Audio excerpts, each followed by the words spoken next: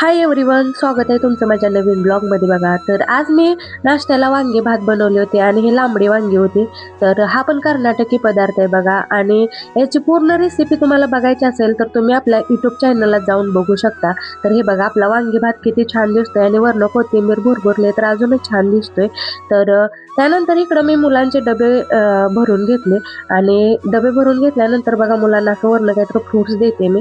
तर त्यानंतर सगळं आवरून झाल्यानंतर दुपारी मी इकडं फॅशन डिझायनर क्लासला आले. तर त्या क्लासमध्ये आज आम्हाला शिकवलं होतं साड्यांना प्रिंट कशी करायची. तर ते बघा, मी तुम्हाला व्हिडिओ दाखवते. तर त्याआधी आम्हाला थोडीशी माहिती सांगितली, कसे कलर घ्यायचे, कोणते कलर घ्यायचे, काय घ्यायचं. त्यानंतर आम्हाला त्या सरांनी साडीवर प्रिंट करून दाखवली. बघा, ते दाखवत आहेत, आणि हे बघा, ते सर किती भारी प्रिंट करतायत. तर एवढं सगळं बघितल्यानंतर वाटलं हे काही जास्त अवघड नाही, आपण पण करू शकतो.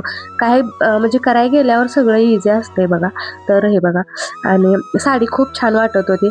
त्यानंतर घरी आल्यानंतर बघा, मी जेवण बनवायला घेतलं. तर आमच्या आऊंची आज फरमाईश होती की मला लग्नात वांग बटाट्याची भाजी असते तशी पाहिजे, तर तसं कर म्हणले. तर मला वाटतं माझं सगळं जेवण बनवण्यातच जाणार आहे बघा.